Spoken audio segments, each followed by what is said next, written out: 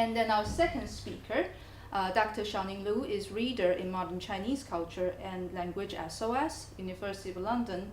Her research focuses on the complex relationship between cultural production and state government in modern China. Her latest publication includes Molding the Socialist subjects, Cinema and Chinese Modernity, 1949 to 1966, which is published 2020, very latest. And she is also the co-editor of the Oxford Handbook of Communist Visual Cultures, also published in 2020. Xiaoning is also passionate about intercultural exchanges from a curation perspective, introducing contemporary Chinese films to UK audiences.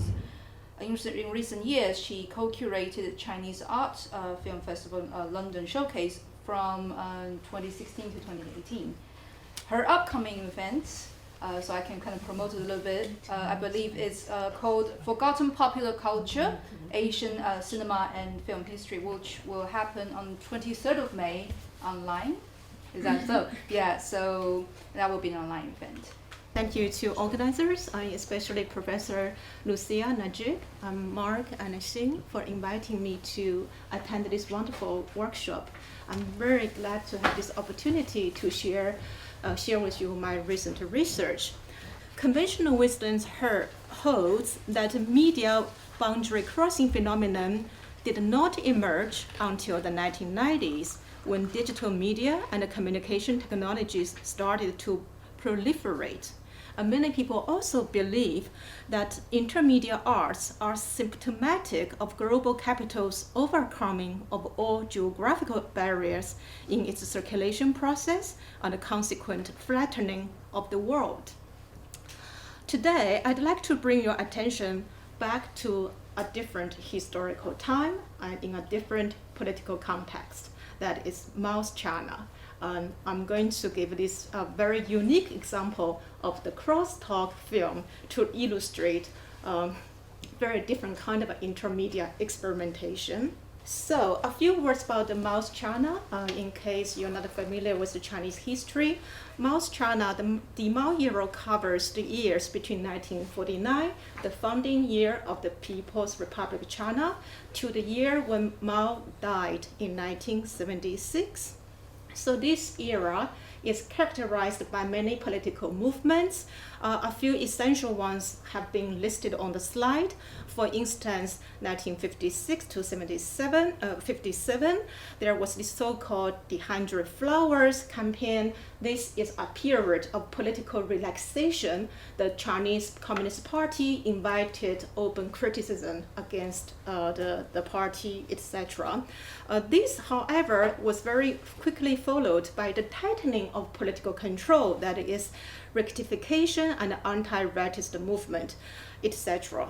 Okay, so all those political movements played an important role in shaping the making of Chinese film, especially Chinese film comedy. So in this period, we will see there was a popular yearning for laughter. Audience loved to have the comedic film, but unfortunately, it was not until 1956 filmmakers started to have opportunity to try their hands on making comedy film. This is simply because the political relaxation in that small window. So across all those years, the key question was how to produce an appropriate laughter, healthy laughter for the new China.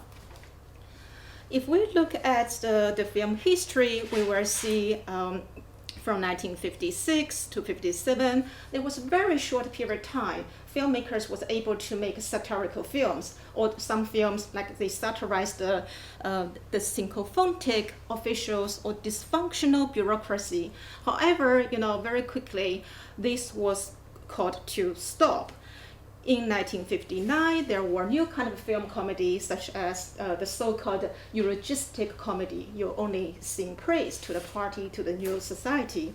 And this was followed by commercially oriented films, such as The Woman Barbers. And the conflict is between the couple. The woman wanted to go out to work, but husband holds her back. So this is a very general contour of Chinese film comedy in the 1950s to 1960s. So when we look at the existing studies of Chinese film comedy, we have seen some predominant patterns and paradigm. For instance, there is diachronic inquiry into the development of film comedy. Scholars in the Chinese cinema field, they look at genre evolution, modification, etc. And they paid close attention to the varied kinds of conflict and negotiations among film artists, audiences, critics, cultural administrators, and the CCP authorities. So today I'm very glad to shift this analytical paradigm to our synchronic considerations of parallel cultural practices in mass China, particularly if different cultural practices that aim to generate laughter. So here we have this comedic culture, popular culture, and the crosstalk is a particular form. Outside this form, there are more comic books and other type of comedic form, cartoons, for example. And then we have a film. So I'm really looking at this tiny intersection between the film and the crosstalk. So to give you some ideas about this unique Chinese form, Chinese art. So what is crosstalk? Crosstalk is the most common English translation of Chinese term xiangsheng in Chinese. This is a popular oral performing art which emerged in northern China in late imperial times. So please pay attention. This is oral performing art. It's not a theater. In other words, it is a type of a storytelling art. So the crosstalk performers heavily rely on their employment of facial gestures and various voice techniques to entertain audiences. If we look at different forms of crosstalk xiangsheng, right, depending on the numbers of performers, there are different forms. For instance, there are comedians monologue. If it's only one performer on the stage, the most common is two performers. So that's why it's called comedian's dialogue or the comic dialogue. That's or crosstalk. Sometimes you have multiple performers. Then you have a different form. In Chinese, it's called 群口相声. And performing context, traditionally, crosstalk was performed in open marketplaces or tea houses in northern China to illiterate lower class people. So for instance, such open market in the early 20th century. Compared to other performing art, performed narrative arts, crosstalk distinguished itself by its apt use of satire and social commentary. A typical crosstalk piece is a coherent, self-contained routine with a fixed narrative or unifying main premise, and often incorporating wordplay, humorous anecdotes, tongue twisters, quick and playful banter, and satire. So here I give you an example. You can get a gist of this performing art. So here we have these two performers. On the left, you have the so-called funny man. On the right is the straight man. And so this short clip is about how it's about a dialect. Because of the difference between Mandarin and a dialect, there are some comic instances. So for instance, I'm going to play. 语言不同了嘛。放倒了椅子，他给我刮脸，刮完脸了。So this funny man is talking about incidents. He, as a northerner from Beijing, he goes to Shanghai to a barber's shop to have a haircut, and then he's talking about the barbers in Shanghai. 椅子推起来，我在前边坐着，他在后边站着，指着我脑袋，他问我问什么？用打一打好不啦？ 怎么要打 This is a Shanghai dialect. So basically, the barber said, "Are you going to wash your hair?" But the sound in Mandarin sounds like hit or punch. So should I hit you, or this is some funny thing. Okay, so it's a very short clip. You get it. So for crosstalk performers, they need to acquire 4 voice-based skills: 说学逗唱, speaking, imitating, joking, and singing. So today, I'm going to focus on this particular film, and it's a film of its own kind. It is called Wandering in the Zoo, Awaking from a Dream. Was made by a documentary studio, Central Newsreel and Documentary Studio in 1956. The film stars the leading crosstalk performer, Hou Baolin. So this is the so-called crosstalk film, an intermediate art form. I want to use this film to illustrate the comic potential of an intermediate art form. So in order to do this, I first look at the historical condition which enables such unusual artistic experimentation. Then I will zoom on to the film text to talk about its artistic and generic experimentation and how intermediality plays into the narrative. So historical conditions, we just talked about the film comedy. The filmmakers were struggling with how to meet the political demands. Similarly, for crosstalk performers, they faced new challenges.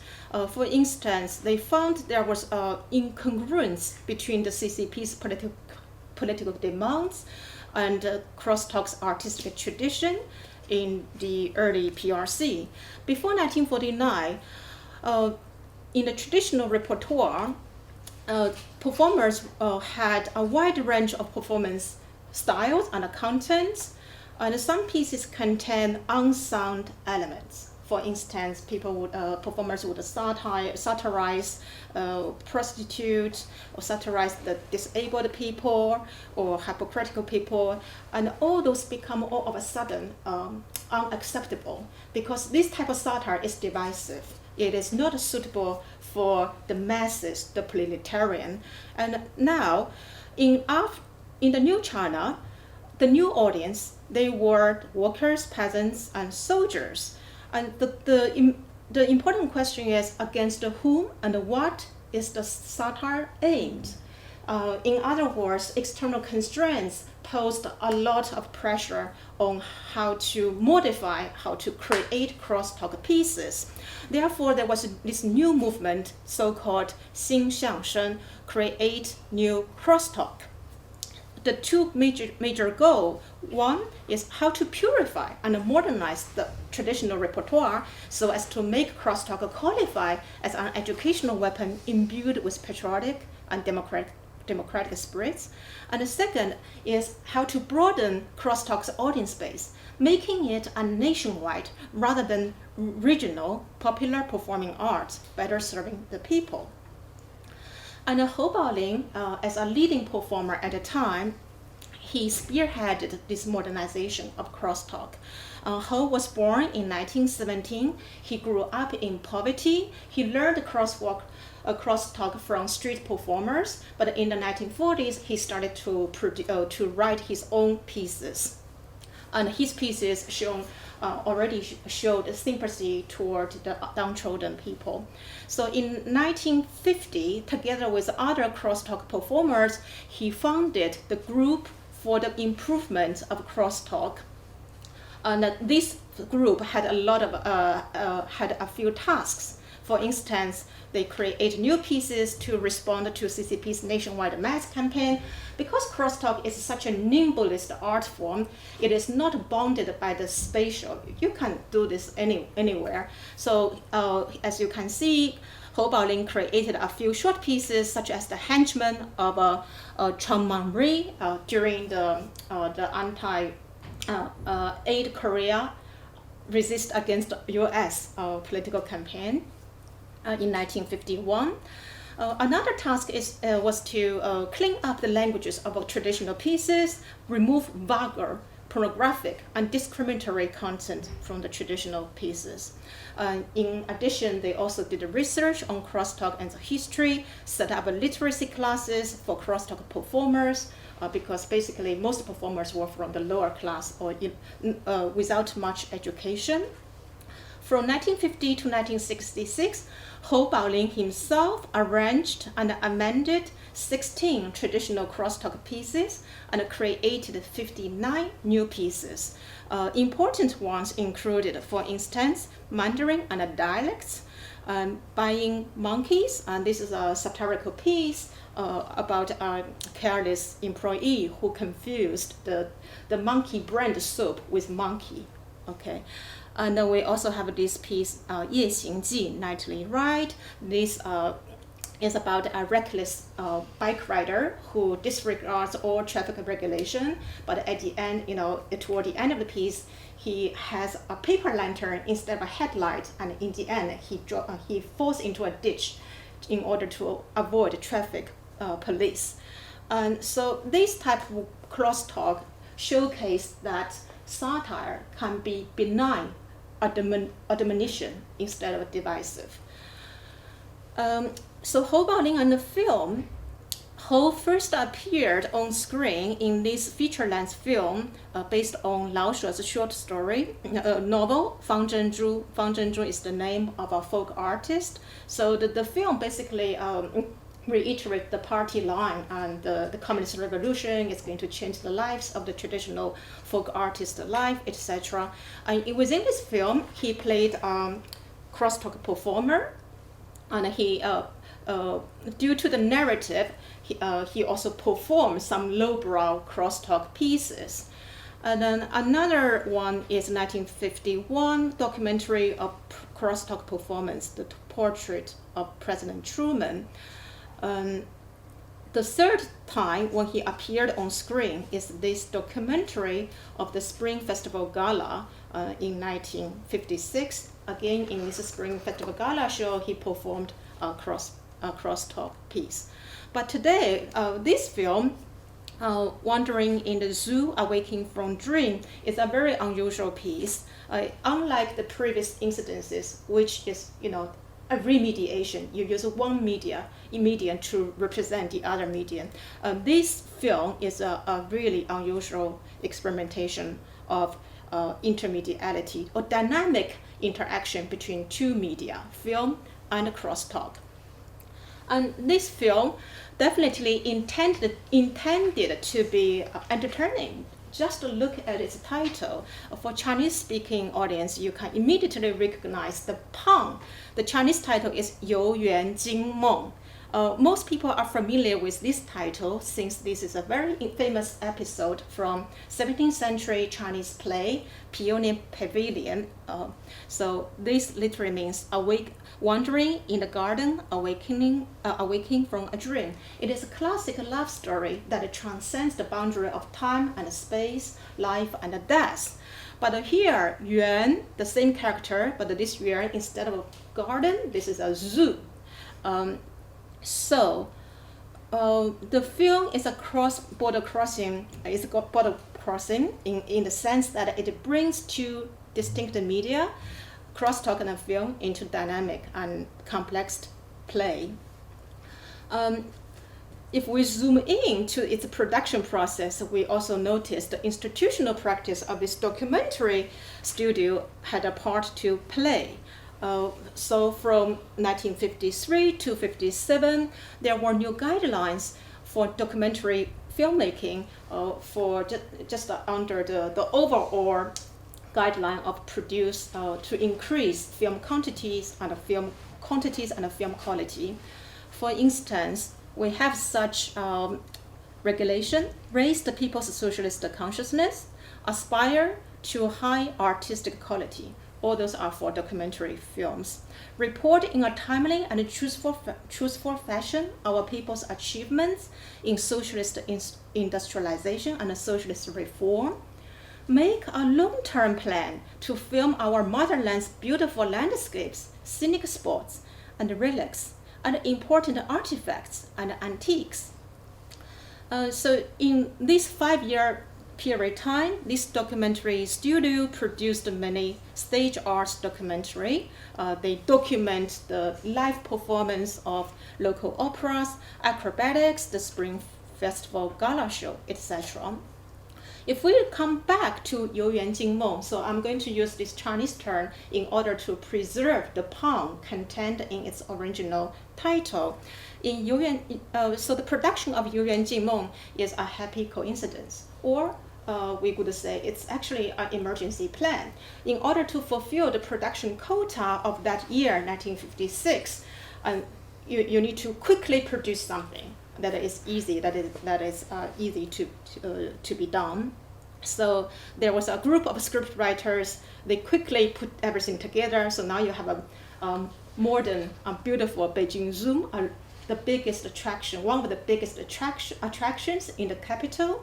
And then you have this very nimblest stage art form, xiangsheng. You also have the literary allusion, to the classical Chinese play. So the film was screened around the Spring Festival time in 1957. Here is a report from People's Daily. It was screened with another documentary from the same studio. And here, apparently, audience recognized this is a new kind of film. It's called xiangsheng dianying, a crosstalk film. And the audience also praised its subject matter, its form, it's novel and interesting. So the film has a very simple plot. If I zoom in on its diegesis, the central plot is really to satirize this flawed character played by Hou Baolin. So he is a rule bender. He disregards all the rules. He is a brazen, shifty charisman who disregards all regulations during his visit to the Beijing Zoo. All right, so in order to illustrate how these two medias interact, I'm going to show you the beginning of the film. The beginning of the film corresponds, the whole film structure in fact corresponds to the narrative form of crosstalk, right? So the beginning is also corresponds to a stock self-reflexive preamble of crosstalk. So in this preamble, normally the two performers, they talk about the crosstalk as a, they don't talk about the content, the funny thing, but they reflect on this form, this art form. They talk about the various aspects of crosstalk. So here I'm going to play. So we have a stage.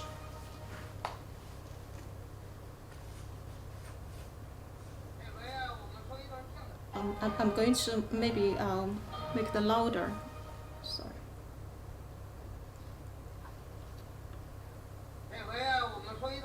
We're going to have a crosstalk piece. So I'm going to translate. So we're going to talk about film crosstalk, cinematic crosstalk. We're going to deliver a cinematic crosstalk.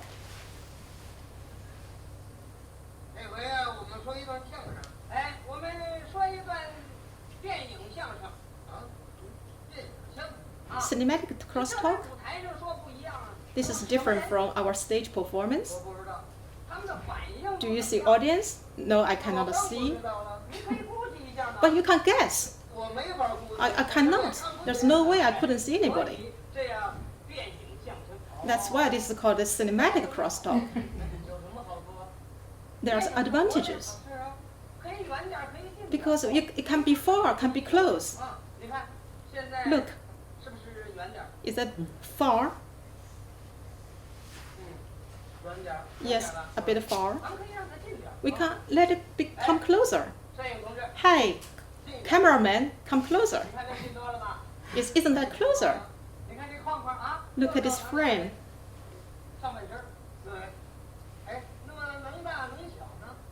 Can that be bigger and smaller? Of course. Small.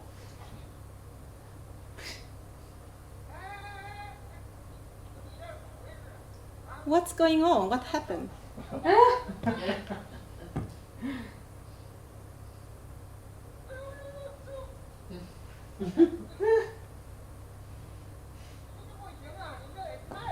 This is too small, too tiny.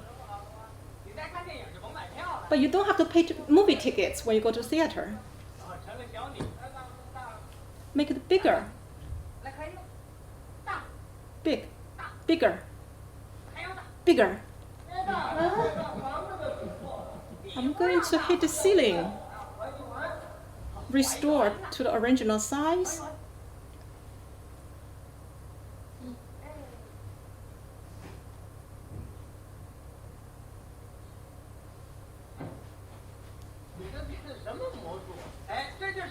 What's this magic? This is the advantage of cinematic crosstalk. Oh, this is a science, and then they're going to talk about the scientific methods. This naturally actually is a segue to the Beijing Zoom, because the Zoom applies scientific method in animal management, training, etc. I think I missed the last bit of the clip. And then you will see, in order to perform their cinematic crosstalk, Hou Baolin literally has to draws the curtain to show this film. So what ensues is a film sequence, right? It's a film, basically. The film satirizes this man within the zoo. So if we just think about this preamble, it is quite interesting because this reminds me of what Agnes Patou mentioned, transfiguration. Transfiguration is a process of which one medium is transposed as a figure into the other, also acting as a figure of in-betweenness that reflects on both the media involved in the process. Of course, earlier I mentioned the overall film structure corresponds to the conventions of a crosstalk piece. And then within this preamble, right, although it follows crosstalk conventions, it introduces new actor, that is film medium. In the meantime, it popularized the film medium, the technology of film, close-up, etc. And so we can see the performers can no longer rely on their audience immediate reaction to either set the rhythm of their performance or add improvisation so as to stir up laughter. By introducing this third, although invisible actor, it raised the ontological question of crosstalk. First of all, we think we can see the visuality and the mobility became a new constituents of the crosstalk. Traditionally, it's an oral performing art, but now you have mobility and visuality. And then the main piece is performed by a filmed narrative, thus changing the signifying process of the crosstalk. So from the oral performing art to cinematic articulation. So within this film, so we will see many incidences how this advantage taker bend all kinds of regulation. He ignores the sign, do not feed the animal, and he feeds the giraffe, etc. And then what's interesting is there's another cinematic doubling within the filmed sequence. That is the dream sequence. So he lies on a bench, although it has a wet paint, and here the circles indicate he's dreaming. What follows seems to be a plausible continuation or sequel to the previous episodes. He continued to disregard all the regulations, but with much more severe consequences. For instance, he climbed up an artificial rock hill, but he falls into a tiger enclosure here. So he encounters the tiger, and toward the end of the dream sequence, because it's a cigarette butt in his pocket, it triggers the smoke alarm. He has to run out and jump into the water, but there he became the prey of the crocodile, which he previously poked with. So this dream sequence finish with this scene when the character starts from his dream, and the film wrap up with two performers on stage taking a bow. This signals simultaneously the ending of the film and the ending of the crosstalk pieces. And so here, I think I've already covered the main points I wanted to address. So we see the intertextuality. We also see the mise en emblème, this framing aesthetic feature, because the overall piece, right, is a crosstalk performance. But within this cinematic crosstalk, you have a filmed sequence of Youyuan Jingmeng, wandering in the zoom, awaking from the dream. And then within the filmed sequence, you have another layer of the dream sequence. So conclusion, so this example, this film, Youyuan Jingmeng, obviously it was made to meet audience demand for laughter. It also popularized crosstalk for national audience. Audience do not only hear crosstalk, but they can also see crosstalk, and including their favorite leading performer, Hou Baolin. And Hou's presence within the film signals the coexistence of and a dynamic interaction of the two media systems. It reveals the tension. The film also reveals the tension between a modern visual technology and a traditional oral art. It also raises the ontological question of crosstalk. So through this case study, there are two big conclusions I want to draw. The first is the Maoist art is by no means monotonous and propagandist pieces. Occasionally, there are innovative and experimental film pieces. A second conclusion is intermediality is closely linked to social and institutional practices and has its own particular historical audience. Thank you.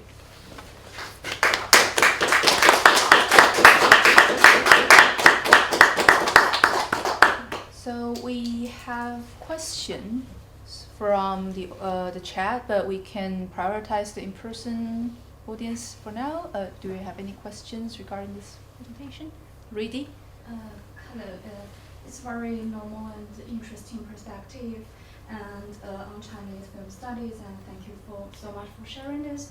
My question is, I hope to know that what crosstalk films are still linked to comedy films nowadays, and you know that comedy film now in China is the Happy Mash group is very popular, and for the crosstalk itself is the group of Gang and Yuqian is very popular.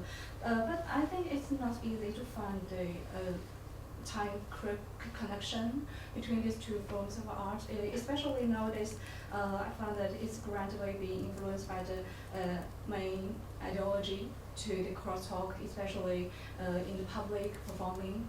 So I hope to know that there are some examples of to the link of the crosstalk films to the modern Chinese film. Yeah. Oh, thank you very much. I haven't watched the recent films. Just because I think it's very different kind of film. Because normally they just invite crosstalk performers to play in the film, but it's really not about the intersection with two media. So it's sometimes it just capitalize on the fame of crosstalk performers, or sometimes you have a film adapted from crosstalk. But for the purpose of the workshop, intermediate, inter-arts, I think they are not suitable for my study. But of course, it's interesting to observe the new trend of filmmaking. Thank you. Thank you. Yeah. So we have a question from the chat, which actually sharing the same question. So this is a question from Shen. She said, thanks for sharing. Just a quick question, why crosstalk, not stand-up comedy? Is there any specific concern when translating xiangsheng? Thank you. Oh, it's very different. Okay. Stand-up comedy is the Western performing art, spontaneity, etc. But the crosstalk, there is a fixed routine, Okay. a repertoire, and normally the performing skills are passed down from master to disciples. Okay. Very different. Yeah. Okay. And do you require two people always? To be No, in dialogue? sometimes very few, one person, one performer is a comedian's monologue. Sometimes you have 3 people, but the most common form is 2 people, and the most popular form is 2 people. Okay. Yeah. They are Cecilia. Thank you so much for this incredible talk. I have a question about language and dialects, and if Crosstalk was very much original sort of form of entertainment, and then going to the cinema and becoming sort of a national form of entertainment, what happened with the sort of the use of dialect, and did it have to be sort of well, my question is did some transformation happen to make it a more national art form when you went to the cinema? Did it have to be understood by Yes, because this form, this oral art, originated in northern China. So the standard language is Mandarin, the northern dialects, no problem. But the early piece I showed you, the dialects, they just make fun using the language games, right? And at the time, I think in mid-1950s, the Chinese government also wanted to popularize Mandarin, make the national language. So Crosstalk definitely played a role. Played a role in promoting the Mandarin. That's Definitely. Yeah. Thank you. Okay. Lucy. I have a question about the interesting thing of zoo and zoom. Yeah. So there are the animals, and there is the miniaturization of the character and magnification of the character. I don't know how they are connected, because there are the animals, the zoo, the thing, and then there is the thing about scale. Yeah. But regarding the scale, I have a question about other art forms that have used the miniaturization of characters to change them into spies. And I'm specifically referring to shunga in Japan, which is the woodblock print that artists used to do. And Harunobu, for example, has a whole series of shunga in which lovers are making love, and he himself, he drinks a potion that changes him to a very small kind of observer, and he can go through the windows and look at people making love. And so he becomes a spy, and then after the effect of the potion, then he goes back to his normal size. I was just wondering if there is any other art form in China that also plays with scale in the same way, because it would be then a kind of third or fourth level of intermediality within the mise en abîme that you have described of self-reflexivity, which is so interesting. I'm not aware of that. Because I'm sure that because of my limited knowledge on Chinese painting and printing. Yeah. So Thank you for the question, but it's out of my knowledge, to be honest. Yeah, but I think it's. I also like to add, even within the film sequence, although the 2 performers on stage are no longer visible, but you can hear their voice. Right. So they sometimes make commentary, right, on the scene, and so ridicule the person, the character, and so this is another reflexivity. But you can see these 2 forms, film and the crosstalk, continue to be coexistent. So this is a really interesting art form. But of course, when the film was screened and released, it did well among audiences. But very soon, people raised the question, isn't this like kind of a waste of film stock, exaggeration, etc. And then very soon, at 1957, if you remember, the anti-rightist movement started to take place. So this kind of experimentation was, no longer possible. So this has become one of its kind. It's so fascinating, also because it questions the fourth wall, doesn't it? Because it says, where is the audience? You said that there is an audience, but I can't see, so directly questioning the existence of the fourth wall, which is a requirement for cinema, isn't it? I mean, so it's so absolutely fascinating. Yeah, and question from Ashley Philp. Yeah, I was kind of really interested in this idea of scale because I read that moment in kind of two different ways, really. Yeah. One to do with nationalization, how you take something that's small and make it bigger, make it national. But also how you then introduce this layering of visual joking, Yes, which of course is not what it is. You know, that's where, in a sense, you have the film vocabulary as a visual medium here, and the narrative of crosstalk intermingling. Right. And so I just kind of wondered, in terms of directing of the actual film, how comedy becomes important once we're actually inside the zoo, and how that kind of visual aspect of joke. Oh yeah, thank you. That's very brilliant comment. Thank you so much. Yeah, indeed, a visual joke. Within the film sequence, you have the common slapstick, slip on the banana peel, those kind of thing, and also, for example, this. I didn't include that image. You will see the character lie down on the bench and fall asleep, and disregarding there was a wet pants. And when he stand up and in front of a zebra, and other people see, oh, he's a zebra, human zebra. His shirt was printed in that pattern.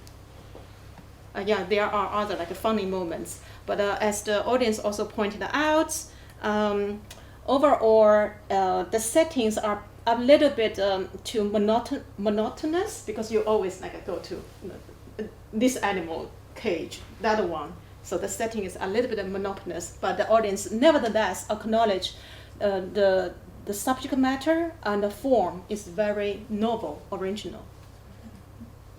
Okay. Yeah. Before that, a quick question from the chat. It's from Anupma Shankar.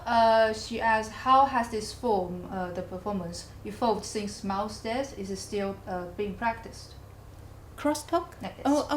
Of course. I think we have Guo Degang, right? Yeah. And the new generation, of course, it's difficult. I mean, they have to renovate or innovate the pieces. But during the Mao era, it really become a more elevated art form. The language become more purified, and for instance, the pieces Hou Baolin made the Mandarin and the dialects. So you don't make those a dirty, obscene, you don't crack obscene jokes, but you play, the funny thing, the laughter comes from the languages. Yeah. So innocuous. But now I think the people are more daring. The current performers are much more daring in making social commentary. Okay. And yes. Can I make an observation and ask a question? Your talk, which I found really interesting, and I didn't know anything about this at all until this morning, but made me think of how I guess in other moments of film history, particularly I'm thinking around the transition to sound, you see the incorporation of live entertainment practices exemplified in the moving image and somehow exaggerated, or the potential of cinema is included in the revelation of the live performance to illustrate the coming together of this of these two forms of entertainment in order to illustrate the unifying potential of cinema. You see that in other areas of world cinema in the 1930s. So, to the question, I suppose in that instance it was driven by technological change. But if I understand your argument, you're making a point that this particular coming together is driven by political change. And I wonder, are you kind of arguing for a kind of resolution of tensions between arguments or points of view through this coming together that's being mirrored by the coming together of film and crosstalk, live crosstalk? Where's the point of tension politically in this moment?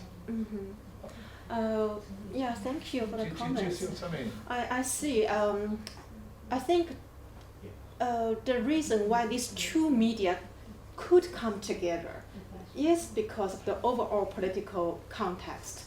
Because artists, they felt constrained by the political pressure. And those are safe form, comedic form. And even the content is like innocuous. You just satirize. So the zoo is innocuous. Yeah, space. It's politically safe. Yeah, It's nothing sensitive. Yeah. And I do just bring different cultural practices together. All those cultural practices are in parallel because they are all pursuing laughter. So how can we generate laughter at a time, not only in film comedy, but in other performing arts? And then I want to bring them together to see what happened.